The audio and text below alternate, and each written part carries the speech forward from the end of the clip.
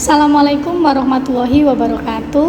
Perkenalkan, saya Renindya Aziza Kartika Kirana, dosen Program Studi Perencanaan Wilayah dan Kota Universitas Amikom Yogyakarta.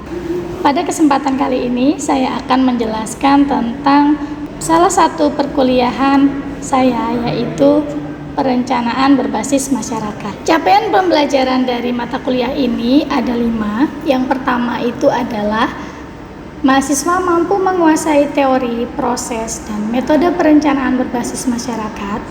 Kemudian yang kedua, mahasiswa mampu menyusun rencana pengembangan kawasan berbasis masyarakat.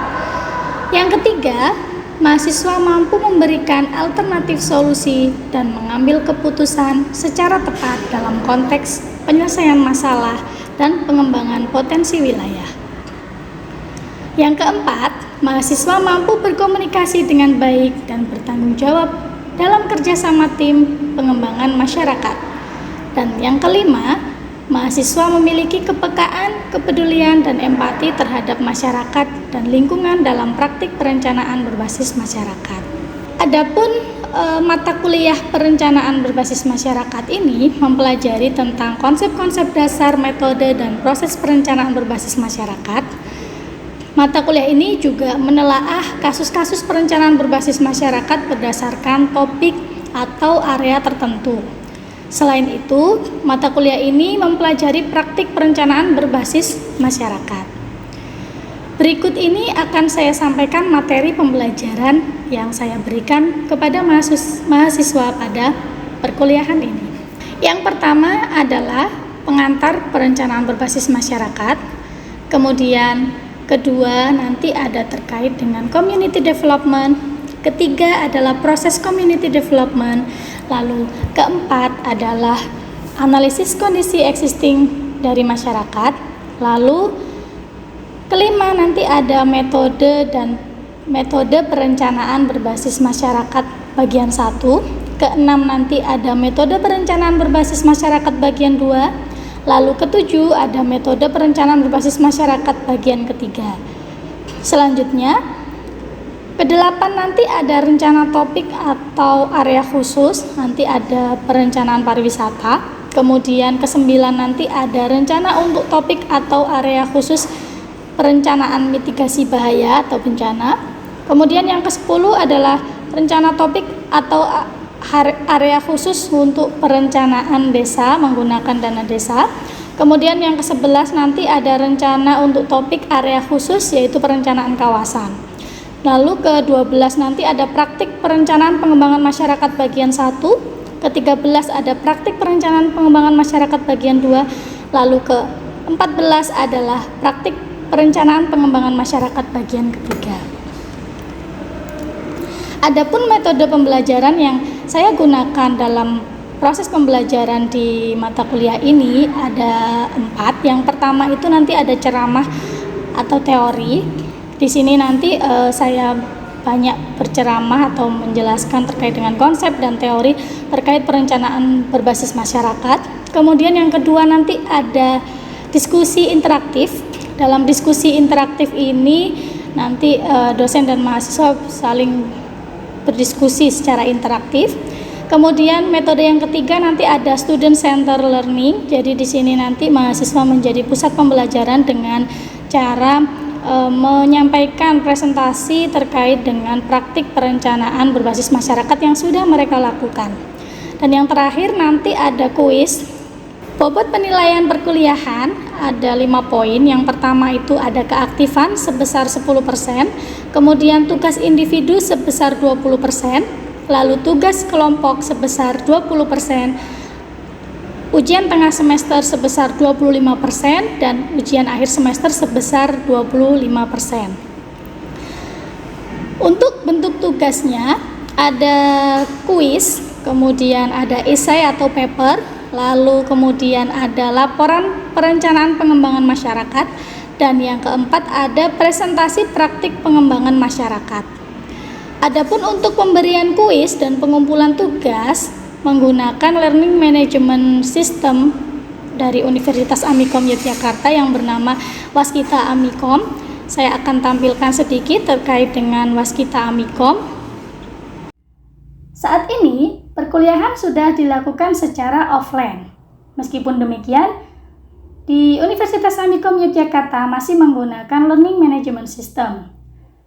Di dalam Learning Management System ini, dosen memberikan materi, bahan ajar, kemudian juga video-video pembelajaran. Saya juga memberikan video pembelajaran untuk mata kuliah ini diupload di Waskita Amikom.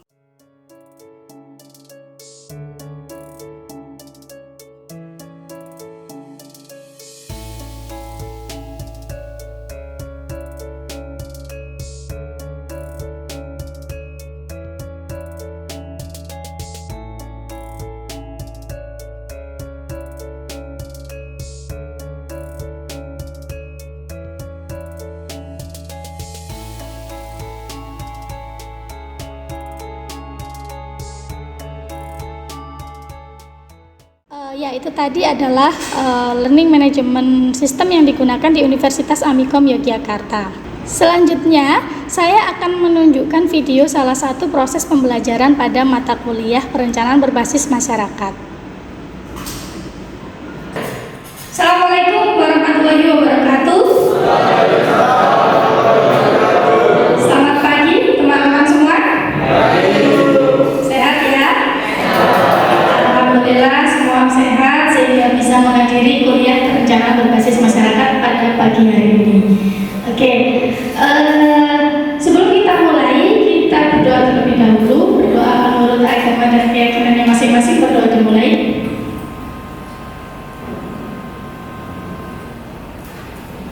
Berdoa selesai, semoga apa yang kita akan pelajari hari ini ke depannya dapat bermanfaat untuk kita semua.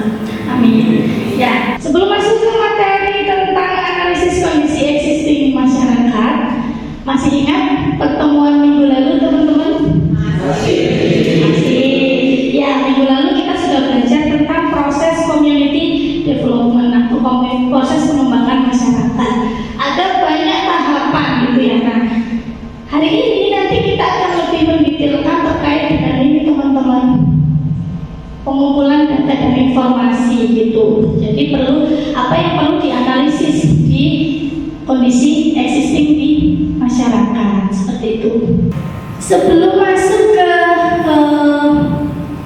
materinya, saya mungkin kasih pengantar terlebih dahulu. Misalkan nih teman-teman nih ke suatu tempat, contohnya misal bandara gitu ya. Misal teman-teman belum pernah ke sana gitu. Lalu kira-kira apa yang teman-teman lakukan ke sana? Nyari peta nggak? Nyari ya, nyari peta. Biasanya kalau di bandara itu ada peta, terus ada tulisannya kamu di sini, you are here gitu ya. Wah, saya mau ke toilet itu sebelah mana ya? Lihatnya, oh ini belok kanan gitu. Nah seperti itu ya, benar ya? Itu juga sama gitu. Contoh lainnya, misalkan teman-teman dari Amikom mau ke Malioboro. Nah, kira-kira nggak tahu jalannya nih. Sekarang udah ada Google Maps ya. Nah, misal mau kemana gitu. Nah, jadi penting teman-teman untuk mengetahui posisi kalian sekarang itu di mana sebelum mau ke Malioboro, benar kan? Ya, sama halnya dengan kalau di komunitas. Kalau mau merencanakan, mau menuju suatu tujuan yang direncanakan, itu perlu tahu juga posisi sekarang itu ada di mana, gitu. Contoh misalkan mau dari Amikom mau ke Malioboro, lewat mana kira-kira Mas Yusuf? Lewat ring road, ya benar ya, lewat ring road terus lewat jalan Solo seperti itu misal. Oke. Terus yang Pasar Padi, lewat mana Pasar Padi?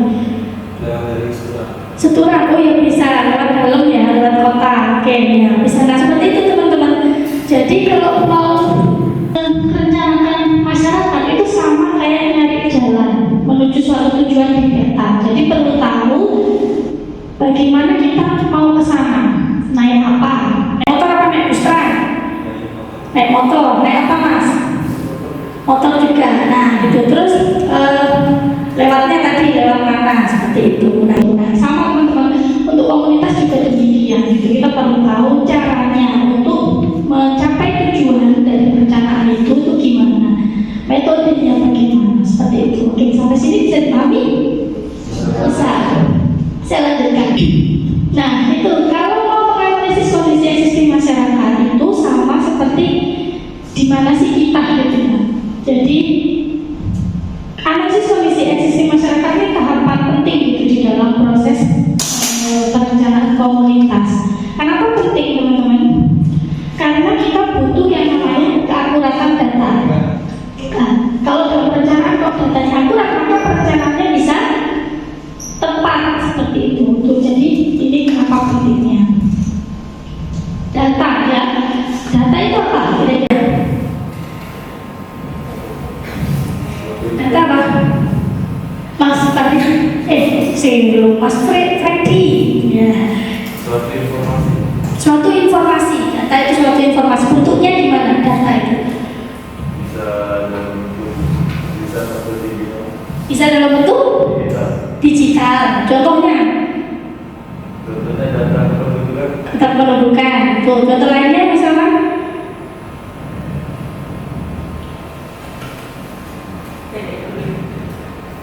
Mbak Anista, PDRP ya, itu data ya banyak. Data itu bentuknya bisa macam-macam, bisa berupa tadi ya tulisan ataupun bisa berupa foto, hasil dari survei, hasil wawancara, itu termasuk dengan data. Jadi data ini penting juga ya teman-teman ya untuk dicari tahu. Kalau tahap pengumpulan data itu ada banyak tahapan. Saya rasa mungkin di mata kuliah lain sudah sering disebutkan bahwa kalau pengumpulan data itu pertama itu adalah identifikasi data yang dibutuhkan. Kalau di studio itu buat desain survei, tabelnya ya, datanya ini, jenis datanya ini, didapat dari mana, seperti itu ya. Kemudian setelah identifikasi data, bisa juga mengumpulkan secara data sekunder ya, mengumpulkan semua laporan studi yang ada tentang komunitas itu, bisa dari jurnal atau bisa dari pusat studi di suatu universitas gitu. Lalu setelah itu memeriksa terkait yang ada, data terkait yang ada di dinas. Jadi misal kita butuh data kependudukan diperiksa di BPS seperti itu. Itu data terkait dengan apa Mbak? Butuh data terkait apa? Misal jelaskan saya perekonomian. Nah itu gimana caranya? Butuh data perekonomian masyarakat, mata pencariannya gimana kira-kira di profil desa bisa, atau bisa tanya ke masyarakat wawancara seperti itu. Kemudian review, cross check dan validasi datanya sudah benar belum? Ini data yang dimau teman-teman, itu dicek. Kemudian selanjutnya adalah setelah pengumpulan data itu teman-teman perlu identifikasi data yang tidak ditemukan. Kadang-kadang ketika survei itu kita nggak menemukan data, suatu data. Padahal data itu sangat penting untuk perencanaan teman-teman. Kira-kira apa yang harus teman-teman lakukan? Cari lagi Bu, cari lagi sampai ketemu. Wah ini semangat hati mahasiswanya seperti ini. Ya memang itu benar caranya dari teman-teman ya. Jadi dicari lagi, atau bisa teman-teman ini membangun cara atau metode pengumpulan data. Contohnya misalkan tidak ada data listrik, nggak ada data dari PLN, PLN-nya nggak mau ngasih data gitu. Lalu yang teman-teman lakukan misalkan bisa dengan wawancara ke Pak Lurah atau Pak Dusun, di sini listriknya gimana Pak? Lancar boten gitu. Sering mati lampu boten gitu. Sini listriknya sudah ada sejak tahun kapan? Nah, itu bisa dijadikan sumber data gitu. Setelah itu, setelah dapat semua datanya, yang dilakukan selanjutnya adalah menganalisis dan mengubahnya menjadi informasi gitu. Karena data itu kan belum dianalisis ya, cuma suatu data kok, tetapi setelah dianalisis dia akan berubah menjadi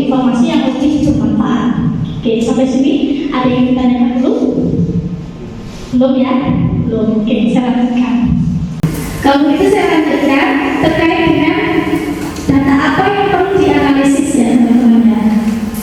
Oke, ada yang mau berpendapat data apa kira-kira yang perlu dianalisis? Oke, Mbak Aini, silakan dipakai. Data kependudukan.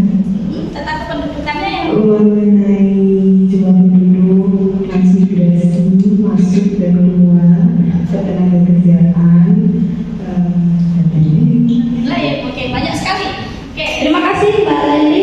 Memang benar data kependudukannya banyak sekali, dari mulai jumlah penduduk pun ada terbagi jadi banyak ya, menurut jenis kelamin, menurut kelompok umur, kemudian migrasi penduduk seperti itu. Tampil begitu kan. Ya. Selanjutnya adalah ada yang mau berpendapat lagi, data apa kira-kira?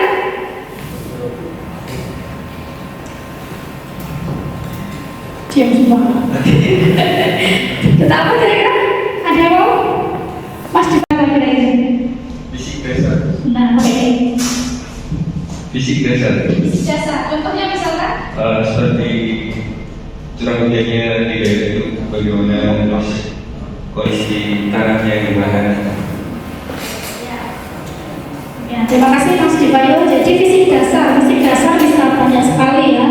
Dari mulai topografinya, terus curah hujannya, kemudian jenis tanahnya itu bisa dianalisis. Benar sekali teman-teman. Jadi yang pertama itu kondisi yang perlu dianalisis adalah terkait dengan kependudukan atau demografi. Ada jumlah penduduk total, kemudian jumlah penduduk menurut kelompok umurnya seperti itu. Lalu ada juga ekonomi, pendapatan per kapita masyarakatnya, kemudian mata pencariannya apa gitu. Lalu ada juga penggunaan lahan atau fisik dasarnya. Jadi pola penggunaan lahannya gimana? Mayoritas ini sawah kah atau pemukiman kah? Kemudian jenis tanahnya, lereng, curah hujan, lalu rawan bencana. Setelah dianalisis teman-teman, ini perlu proyeksi ke depannya seperti apa. Setelah tahu posisinya di mana, ya, di mana kita gitu ya. Lalu perlu tahu bagaimana kita kesananya. Nah, itu. Atau where can we go gitu. Mana kita bisa pergi gitu ya. Jadi untuk menjawab pertanyaan ini itu ada 3 teknik teman-teman. Yang pertama itu adalah opportunity and constraint analysis. Jadi ini adalah peluang dan tantangan. Analisis terkait dengan peluang dan tantangan. Kemudian ada juga strength and weakness analysis. Jadi kekuatan dan kelemahan, analisis kekuatan dan kelemahan. Lalu selanjutnya adalah isu identifikasi. Jadi identifikasi isu-isu yang ada di masyarakat. Saya jelaskan satu persatu terkait dengan isu ini. Yang pertama itu ada opportunity and constraint analysis. Ini merupakan analisis menyeluruh yang dilakukan oleh ahli profesional. Jadi mengidentifikasi peluang dan kendala dari suatu topik tertentu di masyarakat. Misalkan ini ada suatu peluang, jadi dia itu pemandangannya bagus, suatu desa itu pemandangannya bagus sekali. Ini adalah peluang gitu untuk dijadikan tempat wisata misalkan. Tapi dia ada kendalanya ternyata letaknya jauh banget, gitu ya, di pucuk gunung seperti itu. Untuk menuju ke sana susah. Nah, seperti ini analisis peluang dan tantangan di suatu komunitas. Kalau opportunity itu terkait dengan karakteristik tertentu dari lokasi yang bisa jadi peluang. Kemudian kalau constraint itu hambatan atau kendalanya atau yang menghalangi peluang tersebut kira-kira apa gitu. Yang kedua itu adalah strength and weakness analysis. Strength and weakness analysis ini mirip sama opportunity and constraint, tapi lebih detail lagi teman-teman. Kalau opportunity and constraint analysis itu mbahnya si SWOT gitu ya, kalau saya bilang itu. Jadi kalau strength analysis itu sering kita ketahui sebagai analisis SWOT, strength, weakness, opportunity, dan threat ya.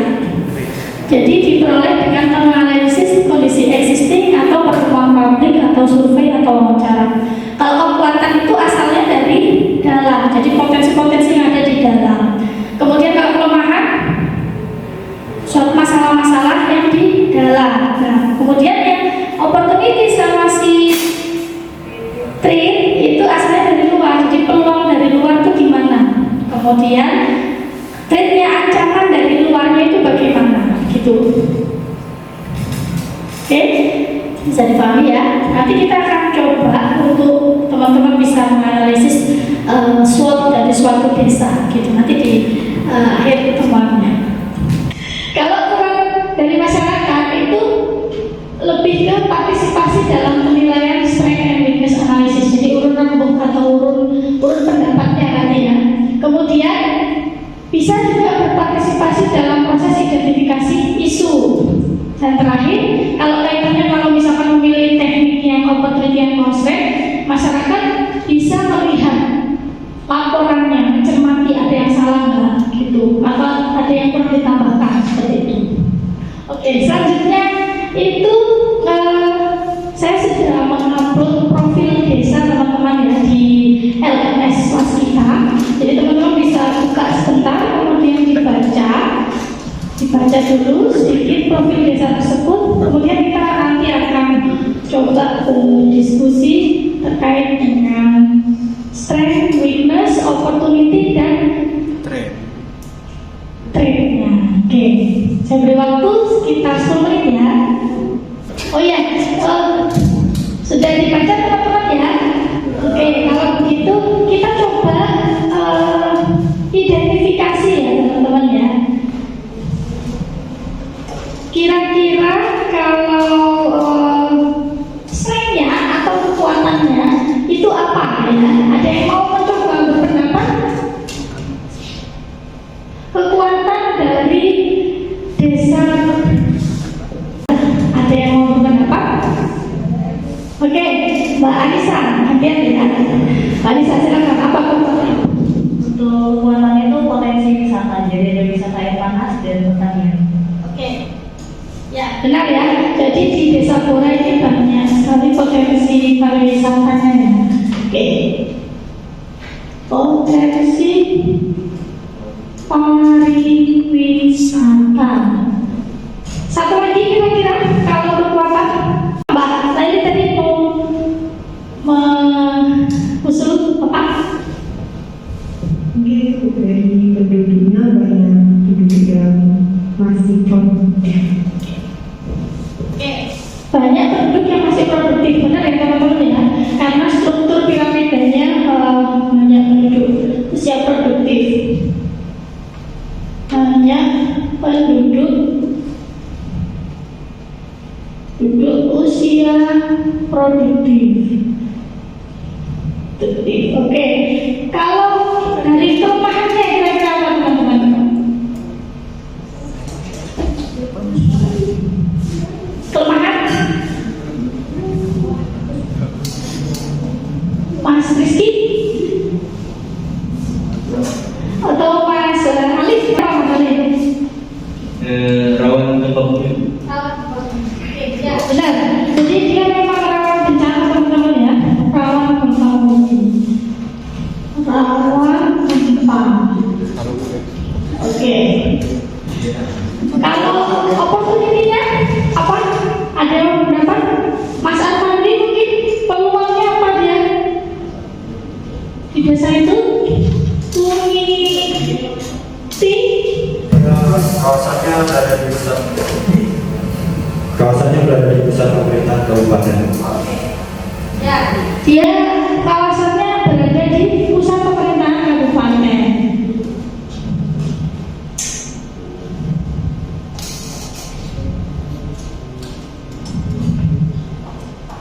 Terakhir, ancaman. Ancaman ada yang mau berpendapat? Ya, Mas Rizky, ya akhirnya ya. Jauh dari ibu kota dan provinsi. Oke. Ya, meskipun dia berada di pusat pemerintah kabupaten, tapi memang dia jauh dari ibu kota provinsi. Oke, jadi seperti itu teman-teman ketika menganalisis terkait dengan SWOT-nya, gitu. Bisa dipahami? Bisa. Semoga nanti bisa diaplikasikan ketika teman-teman mau merencanakan suatu masyarakat. Oke, sampai